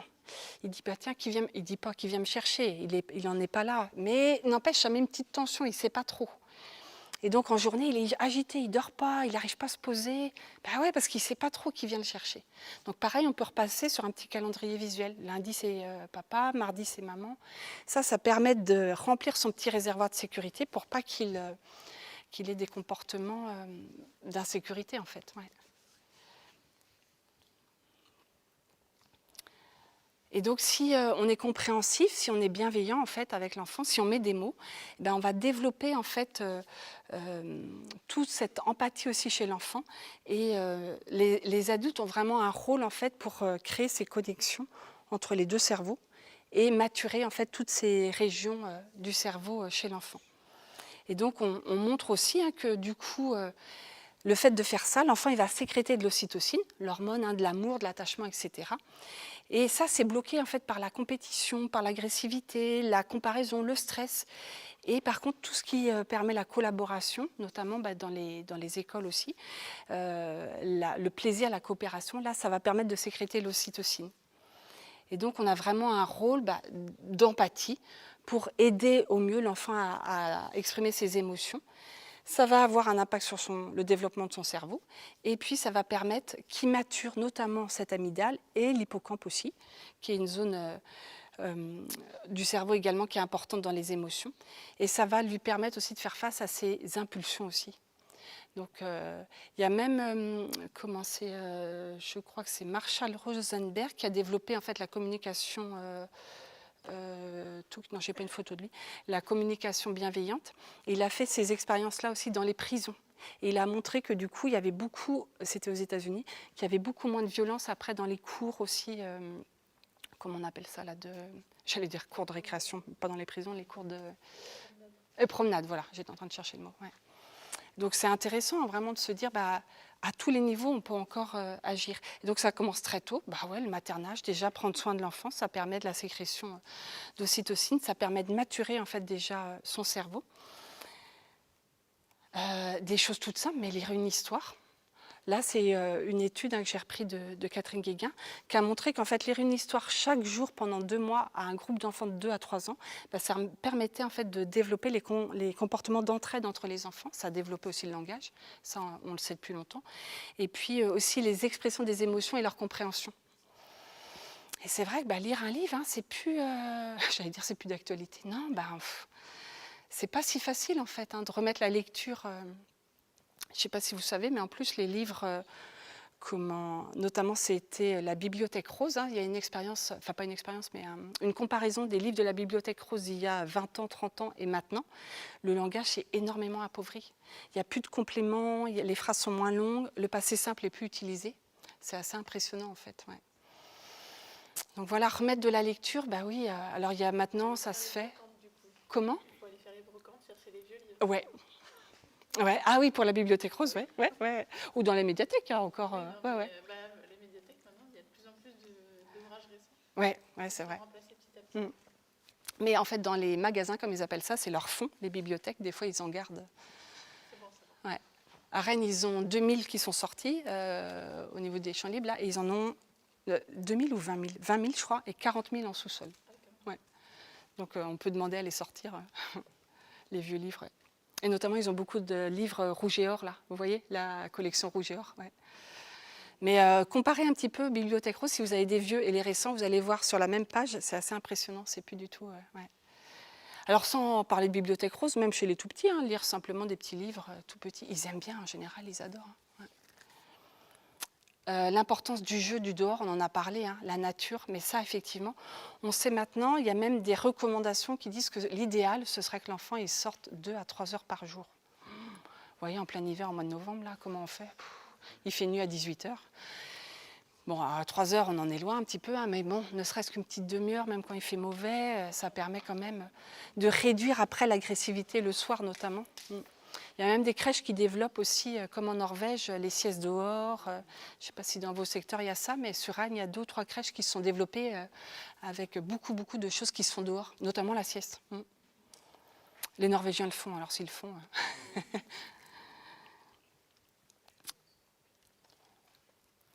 Et donc, le cercle de sécurité, j'en ai un tout petit peu parlé. Donc, effectivement, il y a tous ces besoins physiques, mais le besoin le plus important, c'est le besoin de sécurité. Et c'est symbolisé là par le cercle de sécurité. Donc, en fait, le parent, mais aussi l'assistante maternelle, l'éducatrice à la crèche, l'auxiliaire puère, etc., elle sert vraiment en fait de phare, de base de sécurité pour laisser l'enfant aller explorer. Et puis quand il rencontre des choses un peu difficiles dans son exploration, elle sert de refuge ou de havre de sécurité, l'assistant maternel ou le parent ou l'adulte en général qui est là dans la pièce. Et tous ces tours de piste comme ça, là, ça permet de développer un attachement sécure, même si on répond que dans 50% du temps sur une journée à l'enfant. Parce que des fois, on n'a pas compris ce qu'il voulait. Des fois, on n'était pas disponible, des fois, on est fatigué, voilà. Mais 50% du temps. Puis des fois, on a crié aussi parce qu'on était fatigué. Mais si on répare, ça va quand même marcher, en fait, ces tours de piste. Donc ça, c'est chouette aussi. C'est déculpabilisant pour les parents, puis aussi pour les professionnels, parce que les journées, elles sont longues quand même. Et donc, du coup, c'est pas toujours évident. Ça, c'est une autre façon de symboliser ce cercle de sécurité par le porte-avions. Le porte-avions, en fait, c'est le parent ou l'assistante maternelle ou l'adulte à la crèche. Le petit avion, c'est l'enfant qui part explorer tout un tas de choses. Et puis, de temps en temps, il rencontre des loups. Alors, un loup chez un petit qui a quelques mois, des fois, c'est juste un gaz. Il ne sait pas trop comment c'est. Il n'a jamais connu ça. Donc, il va pleurer pour rétablir, en fait, la proximité. Rétablir, en fait, trouver les bras de l'adulte pour remplir son petit réservoir de sécurité. Hop, et puis après, il peut réexplorer à nouveau. Et ces tours de piste, là, ça permet de développer, comme je disais, un attachement sécure. Ce schéma-là, pareil, on l'utilise beaucoup aussi dans les instituts de parentalité. Ça permet notamment, pour l'exploration du sommeil qui n'est pas toujours évidente, il y a un petit cap là vers 4 mois, 6 mois, ça dépend un petit peu des enfants. Quand on rate le cap, ce n'est pas évident, hein, des fois après, vers 1 an, 2 ans, où l'enfant il s'endort toujours dans les bras du parent, parce que l'exploration de son sommeil a été difficile à accompagner par le parent. Pour qui, pourquoi, je ne sais pas. Parce que lui-même, il a sa propre histoire, parce que les circonstances ont fait que ce n'était pas évident. J'ai accompagné une maman ce matin, elle a perdu sa maman pendant la grossesse, donc c'était vraiment extrêmement difficile pour elle d'accueillir ce nouvel enfant. Donc pour accompagner le sommeil de son enfant, c'est compliqué en fait. Donc là, elle n'a pas réussi, l'enfant à 2 ans. Enfin, elle n'a pas réussi, si, elle l'accompagne, mais en le portant beaucoup, beaucoup. Et l'enfant a 2 ans. Donc là, il serait déjà capable de s'endormir tout seul. Donc voilà, on va aller progressivement pour trouver des clés tranquillement. Mais elle a fait comme elle pouvait, hein, avec cette épreuve qui a été vraiment très compliquée pour elle. Dans l'éducation, oui, on est des puissants modèles aussi. Et donc, nous adultes, hein, avec les neurones miroirs, donc là c'était une petite vidéo de Céline Alvarez, mais que vous pourrez regarder, je pourrais mettre le lien. Donc rien qu'en fait à nous observer, on n'est pas obligé non plus, on parlait des histoires tout à l'heure, mais on n'est pas obligé non plus de leur faire écouter du classique, du Mozart ou je ne sais pas quoi, hein. Simplement de vivre normalement. L'enfant, il développe déjà tout un tas de connexions. Donc le petit film, il montre ça en fait. Juste de faire la cuisine à côté, de manger, de parler, de vivre, hein, normalement. Ça déjà, ça fait ses connexions à l'enfant. Il n'y a pas besoin de plus en fait, hein. Et donc Gandhi disait, montrer l'exemple, c'est pas le meilleur moyen d'éduquer, mais c'est le seul. C'est vraiment montrer l'exemple. Bah ouais, mais c'est pas si simple, hein. Ouais. C'est pas si simple parce qu'en fait, on est vraiment sollicités, nous les adultes, par tout un tas de choses. Donc la pression sociale, les réseaux, les écrans, des fois la maladie d'un parent, notre propre maladie ou la maladie d'un enfant, les injonctions, la charge mentale, on parle beaucoup de la charge mentale, les difficultés dans le couple, et puis aussi toute cette pression de la société où faut être un parent parfait. Et donc les parents, ils se mettent une pression de dingue, mais nous aussi, hein, les professionnels, où faut manger bio, faut allaiter, à 18h, hop, faut que tout soit fait. C'est pas possible, quoi. C'est vraiment pas possible. Et l'enfant, en fait, il n'a pas besoin de parents parfaits, hein. Il a juste besoin de parents qui le regardent, qui l'écoutent, tout simplement. Oui, Bowlby, c'est celui qui a créé cette théorie de l'attachement, là. C'était un copain de Freud, et puis à un moment, ils se sont un peu fâchés. Freud, il est parti sur la psychanalyse et Bowlby sur l'attachement. Lui disait, oui, si on tient vraiment à nos enfants, faut prendre soin des parents, quoi. Et si on tient aux parents, faut prendre soin de ceux qui s'occupent des parents. C'est vraiment une chaîne de sécurité. Et ceux qui prennent soin de ceux qui prennent soin, c'est la société, c'est les institutions. Et comme la société, elle ne va pas très bien là en ce moment, c'est pas facile en fait de continuer de prendre soin des parents et des enfants. Donc on fait tous des erreurs, du coup, ouais, on n'arrête pas de... Mais ça, c'est pas grave, parce que finalement, quand on se plante, on pousse. Et donc, on devient chercheur. Quand on est parent, quand on est professionnel, on devient chercheur. On a essayé ça, puis ça marche pas, on retente ça. Mais déjà, les reconnaître, c'est très éducatif pour l'enfant. Oui, je t'ai crié dessus, j'avais pas envie, je voulais pas, j'étais fatiguée. Rien que ça, déjà, ça apprend énormément de choses à l'enfant. Et un enfant qui voit un adulte en fait qui reconnaît ses erreurs, qui va essayer de les corriger, il va le respecter. Il ne va pas le critiquer. Au contraire, ça va lui montrer aussi que des fois on se trompe. Oui, ça arrive, hein, on fait des erreurs, mais que on peut réparer. Et puis lui aussi, ça va l'aider après dans ses apprentissages. Alors du coup, des petites pistes déjà, ouais, qu'est-ce qu'on peut faire un petit peu en empathie avec nos enfants, en bienveillance avec nos enfants. Ouais, 10 minutes, on appelle ça les temps précieux au niveau des instituts de parentalité. Les temps précieux, c'est pas grand-chose. C'est 10-15 minutes avec les enfants, mais temps précieux, c'est rien. Hein. C'est être là avec l'enfant sans rien faire, ou lire, ou c'est pas forcément faire un truc extraordinaire, hein, sans le téléphone si possible. Ça permet de... Enfin, si possible. Oui, c'est l'idéal, parce que si on a le téléphone, on ne remplit pas son petit réservoir et il va nous solliciter. Quand on est au téléphone, en général, hein, qu'est-ce qui se passe, hein? La grosse bêtise à côté, il nous sollicite. Ah oui, il demande juste de l'attention. Donc on peut le visualiser aussi sur le petit calendrier. Là, je ne suis pas disponible, je suis en train de faire à manger ou je fais les devoirs avec ton grand frère. Mais là, tout à l'heure, regarde, il y a la petite cœur, là, on fera un temps tous les deux. Ouais. Passer encore par le visuel, ça peut aider. Ou là, je suis avec tel enfant, mais tout à l'heure, je serai avec toi. Ouais. Le soir, bah oui, parler des beaux moments. On appelle ça les chauds doudous, là, c'est les petits boules, là. Les bons moments vécus dans la journée. Un petit chaud doudou, tiens, c'était quoi ton chaud doudou aujourd'hui? Bah, j'ai laissé passer la dame sur le passage piéton, enfin, par exemple. Ouais.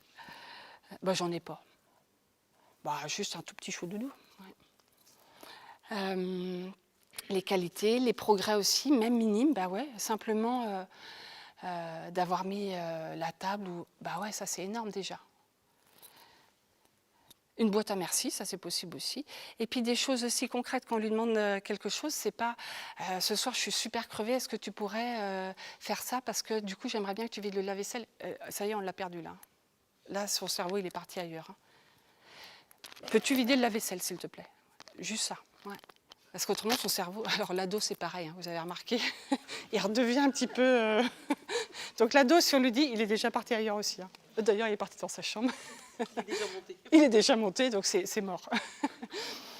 Alors, pareil, du coup, il faut accepter de prendre le temps aussi. Peut-être qu'il ne va pas le faire tout de suite, l'enfant, mais voilà, on lui laisse aussi un peu le temps et ça va aller moins vite que ce que nous, on voudrait. Mais déjà, s'il le fait... Enfin, vider la vaisselle, pas non plus à 2 ans. Hein. Ça, c'était pour l'ado. Donc, bah oui, on est des êtres de relation. Donc, si on fait une demande vague, c'est comme à son conjoint, si on lui dit, tu sais, demain, c'est à Saint-Valentin. Ouais, tu te rappelles? Ouais. Bah ouais, mais elle n'est pas claire, la demande, là. Hein. Vous voulez quoi? Demain, j'aimerais bien que tu m'amènes des fleurs, c'est la Saint-Valentin, s'il te plaît. Bon, bah là, c'est clair. S'il n'amène pas de fleurs, c'est que... Non, vous voyez, et les enfants, c'est pareil, en fait. Ouais. Une demande claire, bah oui, ça c'est toujours la girafe, hein, du coup elle fait une demande claire, assez précise, pas trop de mots, parce qu'autrement, ça y est, on a perdu l'enfant. Et puis éviter un petit peu tous les bloqueurs de communication. Les bloqueurs de communication, bah ouais, c'est les jugements. De toute façon, moi doutais que tu ne mettrais pas la table parce que tu le fais jamais. Tu es vraiment qu'un feignant. Enfin, vous voyez, ça, bah, forcément, là, pareil, il part ailleurs, hein, l'enfant. Hein. Les exigences, bah oui, une personne, si vraiment on lui met une épée de Damoclès, là, il ne va pas vouloir le faire. Alors que si on l'invite à participer, c'est déjà plus facile pour lui. Déni de responsabilité, ouais, mais c'était pas à moi de mettre la table parce que j'ai déjà mis il y a 2 jours et puis la semaine dernière, j'ai quand même fait ça alors que mon frère, il n'a pas fait ça. Ouais, bah, d'accord, mais là, je te demande juste ce soir de mettre la table. On peut faire un calendrier si tu veux, mais ce soir, je te demande de mettre la table, s'il te plaît. Les comparaisons, bah oui, ton frère, comme je disais tout à l'heure, il a toujours été plus fort que toi. Ça aide pas à la communication, ça non plus. Hein. Ouais, mais ça, pourtant, qu'est-ce qu'on l'a entendu ouais. Alors du coup, bah, pour les professionnels, ouais, les compétences socio-émotionnelles, comme je vous disais, donc ça va être développé. Et ça, on sait maintenant, en fait, ça permet d'avoir une relation plus proche avec les enfants et puis aussi un sentiment de compétence et ça prévient le burn-out professionnel. Donc c'est vrai que c'est vraiment intéressant de développer ces compétences-là. Donc il y a des petits manuels hein, qui existent comme ça, vous pourrez regarder après, avec il y a des petits exercices, mais vraiment tout simples. Je crois que j'en reparle après. Par exemple, ça peut être utilisé, c'est utilisé dans certaines écoles, mais ça peut être utilisé même chez les plus petits. En fait, c'est la roue des pauses attentionnelles. Donc là, je l'ai plastifié, mais on peut juste faire une roue. Et avec l'enfant, on tourne la roue, on voit que c'est agité. Là, c'est le bazar, pareil, crèche ou école ou assistante maternelle. Ça s'agite dans tous les sens. Tiens, ben, on tourne la roue. Ah, t'es tombé sur quoi? Ah, t'es tombé sur boire un verre d'eau. Ah, ok. Hop, boire un petit verre d'eau. T'es tombé sur mettre sa tête dans les bras. Ah ouais, hop, on fait un petit coin, une petite pause. C'est la pause attentionnelle. On fait une petite pause, quoi. Ça permet déjà au corporel de se poser pour après continuer à nouveau la journée. Ouais. Des trucs tout bêtes, en fait, des petits outils tout bêtes, mais ça permet... que la journée se passe mieux et dans les écoles, ça commence à être un petit peu utilisé. En structure, bah oui, ça permet sur le plan personnel déjà d'être mieux. L'enfant aussi, il va plus rentrer dans les apprentissages, donc ça c'est chouette aussi. Et puis Et puis, il y a moins de violence et moins de harcèlement. Ça prévient le harcèlement. Les programmes là, qui commencent à être mis en place en Loire-Atlantique, ils montrent ça. Il y a moins d'entrées aussi après, ça c'est vraiment intéressant, dans les addictions. Donc que ce soit tabac, alcool ou cannabis. Mais ça diminue de, je crois que c'est 80%, hein, le fait d'avoir développé ça dans les écoles. Donc c'est vraiment énorme en fait. Hein. Ben oui, parce que l'enfant, qui devient plus grand après, il sait dire non. Il sait dire là, non, j'en veux pas en fait. Ok, le groupe y va, mais moi j'y vais pas. Moi j'ai en tête une jeune fille en fait où c'était un groupe d'adolescents et du coup un des garçons avait tapé sur sa copine. Et donc tout le monde, enfin dans le groupe, tout le monde disait bah ouais mais elle l'a cherché quand même, puis en plus voilà. Il y en a une qui a réussi à dire non, c'est pas normal en fait. Non, il n'aurait pas dû taper sur sa copine. Donc, elle a réussi en fait, voilà, parce qu'elle avait été formée, ce qui était compliqué hein, pour elle. Mais donc ça c'est vraiment intéressant aussi parce qu'on voit qu'il y a vraiment des effets à long terme, quoi. On n'est pas que dans la petite enfance, mais on est après sur l'adolescence. Donc les outils, bah oui, ça peut être. Alors là, c'est des gros coussins avec les émotions. La route des posées attentionnelles, j'ai dit. Yoga du rire, bah ouais. On fait une petite pause et puis là, c'est la minute où tout le monde se marre, quoi. Et donc hop, et c'est parti, on rigole et tout. Pareil, ça permet de larguer un petit peu de cortisol, corporellement de s'apaiser et hop, après on retourne. Alors avant de se coucher, avant la sieste, bon. Ok, on fait ça, mais après, il faut un petit temps calme pour revenir après, baisser le cortisol et aller vers le sommeil, parce qu'autrement, l'enfant ne va pas s'endormir. La boîte de gratitude, ça, c'est utilisé aussi dans les écoles, ou bah, ça peut être utilisé aussi un peu partout. Tiens, j'ai remarqué tout à l'heure, en fait, tu m'as laissé passer quand je suis sortie. Merci pour ça. Et hop, on met dans la boîte de gratitude. Et après, le soir, on ouvre la boîte de gratitude et on lit tous les merci. Donc ça, c'est chouette aussi. Ça permet, en fait, quand on dit des choses comme ça, des merci, on sait aussi que ça nous fait sécréter des hormones du bien-être. Donc ça, pareil, c'est intéressant. Et normalement, je crois que pour un mot un peu négatif, ouais, t'as toujours pas fait ça, t'as pas sorti les poubelles, il faudrait dire 7 trucs positifs pour compenser. On en est loin, hein. Donc ça, j'ai passé un peu plus vite dessus. Bah ouais, les compliments, en fait, si on dit beaucoup de choses à l'enfant, il va vouloir le faire parce que c'est bien, parce qu'on m'a dit ça. Mais il ne va pas développer lui-même sa confiance et le faire par lui-même. Du coup, il va avoir un peu la pression. Ah ouais, on me dit de faire ça, donc du coup, bah, je vais le faire. Mais ouais, si on ne me le dit pas, je ne vais pas le faire. Hein, parce que, bah ouais, mais du coup, il ne va plus faire d'efforts. S'il est toujours en train d'attendre qu'on lui dise des choses et puis qu'on... ça va développer, en fait, il va toujours attendre le regard de l'autre, en fait. Il va toujours attendre l'approbation de l'autre. Ah, mais c'est super chouette ce que tu as fait, mais c'est magnifique, ah, bah, c'est vraiment génial. Bah, il va attendre le merci, il va attendre toujours. Alors que si on lui dit, bah ouais, tiens, j'ai vu, tu as mis de la couleur là, ah, c'est jaune, ah, c'est ça. Moi, j'aime bien le jaune, hein, je trouve ça vraiment joli, le jaune.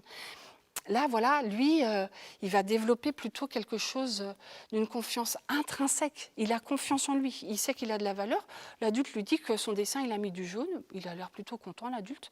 Mais il n'attend pas que l'adulte lui dise c'est merveilleux, c'est beau. Parce que ça se trouve, lui, il trouve ça moche en plus, hein, l'enfant. Ça vous est jamais arrivé de dire qu'à un enfant, c'est beau? Moi, ça m'est arrivé à mes enfants. Ah, il est chouette ton dessin. Mais non, j'aime pas du tout, il est trop moche. Puis elle le déchire. Oh mince, elle ne l'aimait pas en fait. Bon, je m'étais plantée. Bah ouais, alors que j'aurais juste dit, bah tiens, j'ai vu que tu avais mis du jaune et tout. Voilà, on reste un peu factuel et elle aurait peut-être continué. Ah ouais, parce que j'aime bien le jaune, puis t'as vu, j'ai voulu faire ça. Ah bah là, hop, elle développe plutôt quelque chose qui est à l'intérieur d'elle. Ouais. Pour les parents, ouais, ah ouais, être parent, c'est super chouette, hein, ouais, tous les jours. Non, ouais, bah ouais, c'est quand même hyper stressant hein, de devenir parent. On a beau nous le dire, hein, puis je crois qu'en fait... on a beau nous le dire, il y a des choses qu'on ne retient pas, parce qu'autrement, on ne tiendrait pas aux parents. Et donc, ouais, ça demande d'avoir de l'empathie déjà vis-à-vis de soi-même, on l'a beaucoup répété, et puis aussi vis-à-vis de l'autre parent, vis-à-vis des enfants. Une ambiance faite d'empathie, ouais, ça fait du bien à tout le monde dans les familles, mais ce n'est pas ça le quotidien, quoi. Le quotidien, on a souvent des moments où ce n'est pas si simple. Hein. Ouais, tu veux un yaourt à la fraise ou à l'abricot? Bah, ouais, à la banane. Oh mince, il n'y en a plus à la banane dans le frigo. Bon, bah ouais, on va essayer déjà de se soutenir dans le couple si on peut. Et on sait que c'est pas si simple actuellement parce que les divorces augmentent. C'est la moitié des gens qui divorcent et qui divorcent de plus en plus tôt. Les enfants ont 1 an, 2 ans. Ouais. La pression de la société fait que c'est pas facile en fait de tenir un couple. Les gens, ils ne font pas exprès, hein, mais... et du coup, est-ce qu'il y a des outils? Ben oui, exprimer ses émotions, ça, j'en ai beaucoup parlé, mais déjà dire plutôt que tu m'énerves, le tu, on dit en communication bienveillante, bah ouais, là maintenant, je sens que j'ai atteint mes limites, là. Je ne peux pas, là, t'accueillir. Je vois bien que tu as envie d'un câlin, mais du coup, je ne suis pas disponible. Par contre, j'ai d'abord besoin de me calmer. J'ai besoin d'abord de me calmer. Hop, donc du coup, je vais regarder ça. En tant qu'adulte, je peux faire ça aussi. Hein. Si l'enfant il vous voit faire ça, il dit tiens maman, quand elle est énervée, elle regarde le machin bleu. Il y a un enfant, il m'a dit attends, il en reste encore une. Attends, encore un peu. C'était rigolo, il l'avait repéré. Et puis on peut utiliser aussi le calmomètre. Ben, maman, elle est là, elle est dans le rouge là. Donc là, je peux pas t'accueillir. Quand je serai dans le vert, ça ira. Ouais, on peut dire ça avec son conjoint aussi. Non, attends, je suis dans le rouge là, je viens du boulot. Quand je serai dans le vert, ça ira mieux. Vous voyez, des petits outils, on passe par le visuel. Et voilà, bah, parce qu'on ne peut pas être non plus opérationnel à 100%. Hein. Des fois, on est crevé et puis on ne peut pas... Donc peut-être à nous de se faire une pause dehors. Ou il y a une maman, elle m'a dit, j'ouvre la fenêtre et je crie très fort. Bon, si vous n'avez pas des voisins, ça le fait, quoi. Elle me dit, je crie 3 fois et après, ça va mieux. Ok, d'accord, bon, chacun son truc. Hein. Il y en a une, elle m'a dit dans le garage. Bon, là, ça va mieux déjà dans le garage, mais... N'empêche que le cri, ça permet de sortir aussi le corporel, sortir le cortisol et hop, on y retourne. Quoi. Parce que si on est 2 personnes tendues, un enfant, un adulte ou 2 adultes, ça monte. Quoi. Et là, du coup, on n'est plus du tout bienveillant. Bah ouais, l'adulte, il doit faire face à ces tempêtes émotionnelles des enfants. Donc ça, c'est le plus grand défi des adultes. Hein, le 2 ans, 3 ans, là. Puis après, il y a le 7-8, puis après l'adolescence. Et ça, c'est vraiment, vraiment très dur. Alors, se redire, bah ouais, le plus fragile, c'est l'enfant. Ok. Moi, normalement, je suis capable de me calmer, quoi. Sauf qu'encore une fois, on n'a pas appris. Hein. Donc, quels outils j'ai un petit peu pour arriver à me calmer? Moi, je vous montre des choses comme ça, mais peut-être ça ne vous parle pas. Donc, c'est à chacun de trouver, en fait, ce qui lui convient. Donc, il y en a qui vont exprimer déjà. Déjà, si je sens que ça commence à monter, ça peut déjà m'aider. Ouais, j'ai les mains moites, je sens que je suis un peu rouge ici. Ah, là, c'est que je vais partir un petit peu. Mon conjoint, il peut me dire un truc aussi. Quand il me dit banane, c'est qu'en général, ça commence à monter. Ah, ok. Ah, il m'a dit banane. Bon, je vais aller me calmer. Et puis, si l'enfant est pas trop petit, évidemment. Hein, et puis, du coup, on peut faire autrement d'autres choses. Déjà, recevoir un peu d'empathie, mais trouver ce qui nous convient, se balader, ouais, pourquoi pas, bord de la mer, se baigner, faire du sport. La pleine conscience, c'est à la mode, mais il y en a, ça leur parle pas du tout. Hein. Si ça vous parle pas, faut pas le faire. Hein. Si ça vous énerve, c'est pas la peine non plus. Ouais, c'est pas le moment. Hein. Et donc pour les adultes, ouais, la pleine conscience, effectivement, mais il faut que ça parle. En plus, pour que ça marche, il faut quand même répéter. Hein. Le cerveau, pour qu'il prenne d'autres chemins, il lui faut 1 mois à peu près. 1 mois d'entraînement tous les jours. Vous voyez, si vous faites de la pleine conscience une fois tous les 15 jours, ça ne va pas trop marcher. Quoi. Ça ne marche pas. Ouais. Alors, pleine conscience, il y a des choses comme la petite grenouille pour les enfants. Là. Il y a Petit Bambou, qui est une application gratuite aussi, où c'est quelqu'un qui parle, en fait. Donc ça permet... Pour ceux qui ont le cerveau qui part vite, là au moins il y a la voix qui ramène. Et il y a plusieurs voix. Ça c'est intéressant aussi parce qu'il y a des voix qui peuvent énerver. Mais Petit Bambou, il y en a au moins 10, 15, 20 différentes. Donc Puis il y a des programmes. Il y a le programme pour les petits, les ados, les enfants, le travail. Enfin, il y a plein de programmes différents. C'est gratuit les premières bases. Puis après, si on prend plus de programmes, c'est payant. Mais autrement, les premières sont gratuites. L'éducation à la non-violence, ça c'est un ensemble, une coordination qui regroupe plein d'initiatives avec des petites fiches aussi très sympas pour l'éducation nationale. Il y a des sites, il y a des films et puis des livres, j'en ai amené quelques-uns. Il y a la cohérence cardiaque aussi, ça je ne sais pas si vous connaissez, mais c'est une application qui est gratuite, hein, qui s'appelle Respirelax. Après on trouve beaucoup... Sur YouTube, en fait, c'est les bruits de la mer, c'est le ronronnement du chat, avec le chat, en fait. Donc, on suit la petite boule à l'inspiration et à l'expiration. Et ça permet, c'est montré maintenant corporellement, que ça baisse la fréquence cardiaque et la fréquence respiratoire. Parce que quand on est très tendu, très énervé, on n'est pas empathique, on n'est pas bienveillant, on a plein de signaux, en fait. Notre cœur, il s'accélère, la fréquence respiratoire, elle s'accélère. Et ça, à force de s'entraîner un petit peu, sur une situation de stress, on réagit moins fortement en fait. Donc ça, c'est intéressant aussi. Et puis, il y a cet outil qu'on peut aussi utiliser, le stop. Tiens, je sens que là, il y a quelque chose de très fort qui arrive. Déjà, j'essaye de m'arrêter. J'essaye de voir un petit peu ce qui se passe. Je me concentre sur la respiration. Pareil, la respiration, il faut que ça parle. Hein. Si ça vous énerve de vous concentrer sur la respiration, ce n'est pas la peine non plus. J'observe ce qui se passe. Je laisse passer la vague de l'émotion, parce que de toute façon, je ne peux pas lutter contre. Et puis après, j'essaie d'être en présence et de reprendre un petit peu pied. Voilà. Puis après, il y a tous les stages un petit peu de communication non violente ou bienveillante. Donc ça, c'est Marshall Rosenberg qui l'a mis en place. Puis c'est arrivé en France. Maintenant, il y a plein d'ateliers, hein, plein de week-ends, Ouais. Pareil, c'est un nouveau langage à apprendre. Hein, donc c'est pas si simple. Il y a des fois des vieux démons qui ressortent et puis on les a pas vus venir. Hein. Donc ça, c'est la CNV au service de l'éducation. Donc ça, c'est dans l'éducation nationale. Il y a plein de formations. Donc Béatrice Lambois, celle dont je vous parlais, qui est de Santé publique France, qui va mettre en place au niveau national les ateliers de compétences psychosociales. Et puis après, il y a plein de choses qui existent, des associations, des formations, alors plus ou moins gratuites, plus ou moins payantes, ça dépend. Voilà. Et puis des choses pour les parents qui commencent à être mis en place. Ça, c'est des programmes de soutien, de psychoéducation, d'accompagnement à la parentalité. Pour simplement, on repart après d'outils. Qu'est-ce que c'est le cerveau de l'enfant? Comment il se développe? Qu'est-ce que c'est en fait les émotions de l'enfant, du parent? Avec des petites vidéos, avec Corinne Roric, pareil, elle est de Santé publique France. Panjo, dans votre département, c'était Petit pas, grand pas. Donc ça a été mis en place il y a déjà 5 ans, 6 ans. C'est un programme renforcé de visite à domicile par les puères de PMI et les sages-femmes de PMI. Et pareil, là, c'est un déploiement national, du coup. Donc, pareil, pour reparler des besoins des enfants, des signaux, qu'est-ce qu'ils nous montrent, c'est pas si simple. Là, c'est à destiner plutôt des parents les plus vulnérables ou les plus fragiles. Après, on n'est pas vulnérable quand on est... on n'est pas que vulnérable quand on est précaire, on peut être vulnérable parce qu'on a eu un grand prématuré, même si on a les moyens, mais du coup, d'avoir un grand prématuré, ça entraîne beaucoup de questions, de remise en question, et c'est pas si simple, ouais. Et puis, c'est développer les instituts de parentalité, là, comme je vous disais. Le premier, c'est à Bordeaux. Et puis là, ça se déploie. Il y a à peu près une 50aine d'initiatives en France. Le DU de Catherine Guéguin. Il y a des DU de pleine conscience. Je vous mets ça parce que moi, quand j'ai fait mes études, avoir un DU de pleine conscience ou un DU de parentalité, mais le doyen, il aurait halluciné, quoi. Il aurait dit, mais c'est n'importe quoi. Et là, on voit que ça commence, ça y est.